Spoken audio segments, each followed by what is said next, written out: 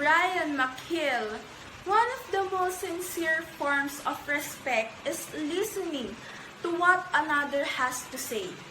In this world where mental health should be prioritized, everyone deserves to be heard. At the same time, we need someone who can lend their ear on us. Based on my experience, every time I suffer from overthinking and anxiety, I admit that I need someone who can listen to all of my rants and, stay by my side until everything is stable. Yes, we can be there under words, but the question is, how effective listeners are we? So, according to one of the videos of the School of Life entitled Being a Good Listener, there are 4 characteristics of a good listener. First, a good listener egg someone on. Meaning to say, we are there for them, not to drag them down, but to uplift them up. And one way to do that is to ask them, why are these things bothering them? Why are these things a big deal for them? How can we understand them if we lack knowledge about their circumstances in life? How can we encourage them if we don't know their situation? We can only call ourselves a good listeners if we are aware of the things behind their stories and push them to the things that makes them happy. The second is a good listener urge clarification. In connection with the first point, we deserve an explanation. I repeat, a listener deserves an explanation. Why? For us to fully grasp the idea. The main goal for this should be for understanding and not for gossiping. The first 2 characteristics of a listener proves that communication is composed of a listener, the one who understands, and the speaker, the ones who shares everything. The third is a good listener doesn't moralize. One thing that I learned from our UTS subject is that we should empty our mind in order for us to fully understand someone. We should eliminate our prejudices towards the person, because if we have these conclusions at the back of our mind, then it will be more dominant than the real situation of someone. We will believe in ourselves and not to the person. A good listener should not judge easily, because if so, you are not uplifting someone, but rather you are judging them. And lastly, a good listener should separate disagreement from criticism. We can disagree with someone but still respect their decision. Criticism is that we don't accept their ideas and believe that we are right. But as a good listener, we could disagree with them but still understand their side. In these 4 characteristics, I can say that I am a listener that uplifts someone, or I egg someone on. Because for me, that is the essence of listening, especially to someone who is suffering from a mental illness. They need an ear to listen and a presence to comfort. As I watch the video, I can say that there is a barrier existing that contradicts the characteristics of a good listener. First, we criticize more than we listen.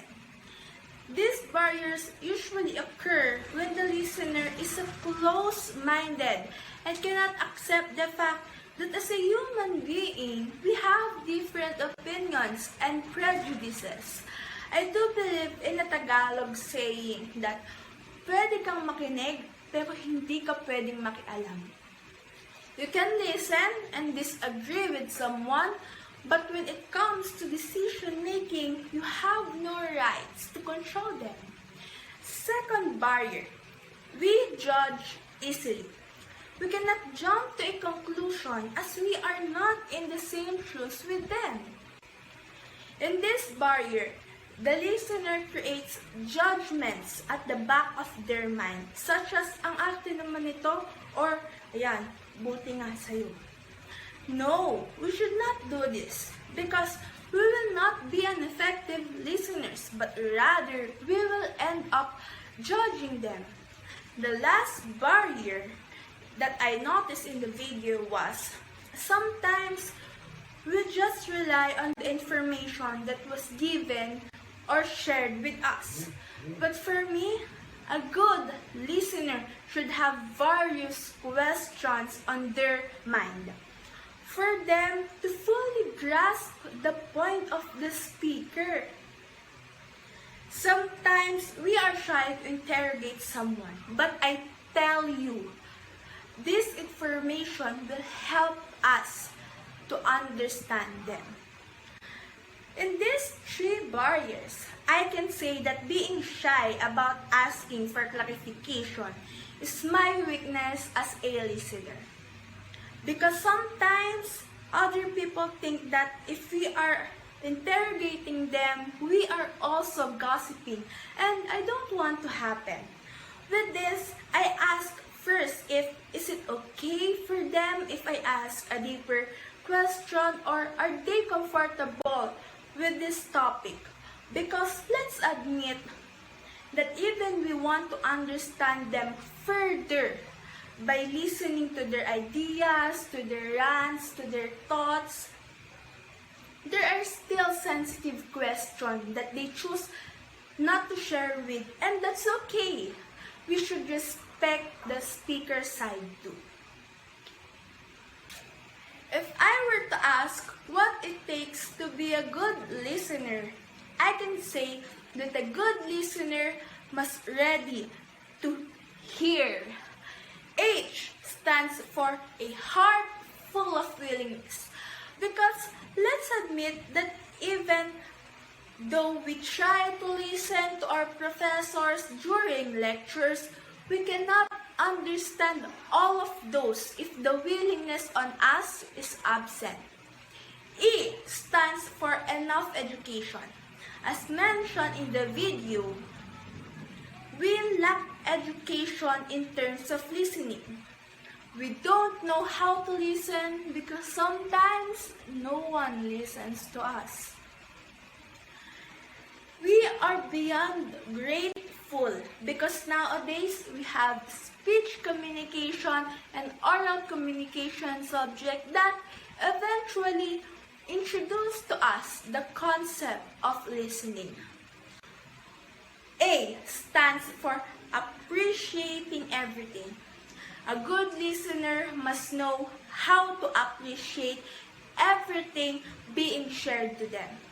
With that, we will be more empowered to listen.